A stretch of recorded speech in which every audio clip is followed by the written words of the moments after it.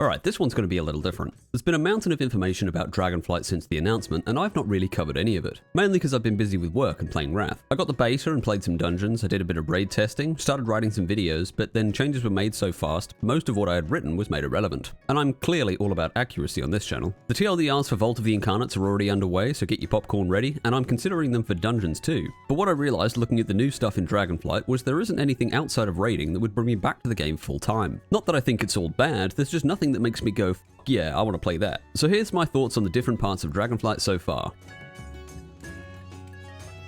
Removing mandatory content required to raid is such a good change. Blizzard are seemingly respecting player time more, and removing the mandatory content means more people will raid, hopefully. And after what Shadowlands did to raiders, it's seriously fucking needed. The new raid is a bit smaller than usual, which means I don't have as much work to do, but it also means that they can have more development time for future content. Personally, I would definitely be a fan of having smaller raids more often than only in major patches. And dropping the pissing contest between devs and World First guilds means we might be able to clear Heroic before the 25th nerf. Because as much as hard content can be fun, I want to complete the raid and not sit on Anduin for 4 weeks for them to remove mechanics entirely. Onto Mythic Plus, and the boost they've given to what has become a core pillar of Endgame is a good long-term change. Recognizing these high-end players exist and should probably be rewarded for clearing 10 to 15 key levels higher than the max reward keeps people playing the game and has made my personal tank very happy. Now maybe these players can raid because they want to and not because they feel they have to. The seasonal dungeon cycling breaks the gear refarming bullshit we've had for the last 2 expansions and should make each season feel a bit different from the last instead of having the same dungeons for an entire expansion. They're also drawing on the wealth of legacy content in the game and making some of it relevant, which is nice to see instead of letting it all go to waste. Now can we have new Mage Tower challenges please? More variety is definitely good, and Ian's allusion to even more new dungeons over the expansion sounds like a return to the stuff WoW usually does really well. The new seasonal affix of Thundering may be on the simpler side, but through its iteration it's changed from a boring non-addition to somewhat decent. It gives players the choice to min-max the buff up time, which is fun for certain players, but it could be the most toxic affix yet because you need to remove the buff from other people. At least they remove some of the more unpopular affixes and reduce the weak rotation.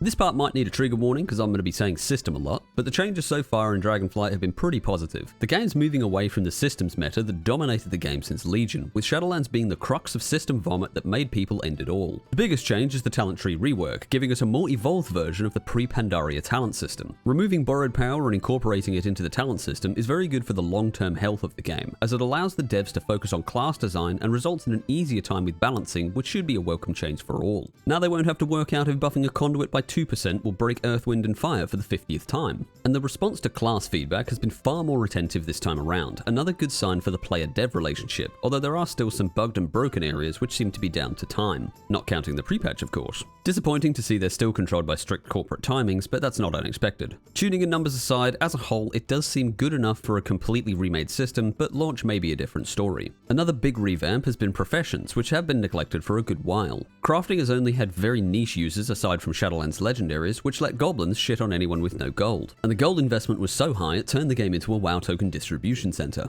Dragonflight changes the whole system, making them more useful and giving them a better game loop than just farm resource craft garbage. Being able to make gear on par with mythic raiding goes a long way in making crafters relevant, but the work order system means they can do it without destroying the economy harder than the UK government. And on top of that, each profession now has its own talent tree to give them proper progression and something to work on. The addition of quality is interesting and could run into efficiency issues, but we'll have to see if the added depth is worth it. As someone who loved the old professions, this looks really interesting, and hopefully they will continue adding more over the expansion.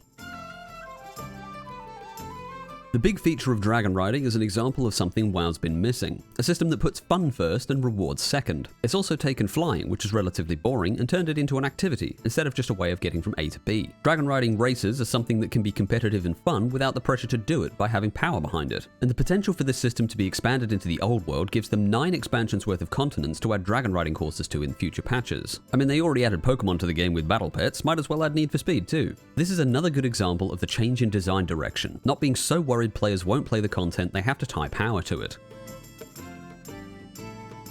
The only part of Dragonflight I think has faltered a little, and this could be down to allocating time for more important features, is the open world content. This is the 4th expansion of world quests, which have barely changed since they were introduced in Legion, and the evolution from simple kill quests into the 12-part chains has been the most boring way to farm required rep, although they have seemed to move back to the kill quest recently. The new renown system though is the flip side, a great new addition to world content combining main reputations, paragon rewards, and the Shadowlands renown into a more regularly rewarded reputation progression system. Each renown track progresses zone activities, and these are the things you actually want in open world content, such as the Great Hunt or the Dragonscale Expedition climbing adventures. Some of it's better than others, but the fact that it's still based on world quest completion as your main source of reputation to advance these renown tracks does drag them down a bit.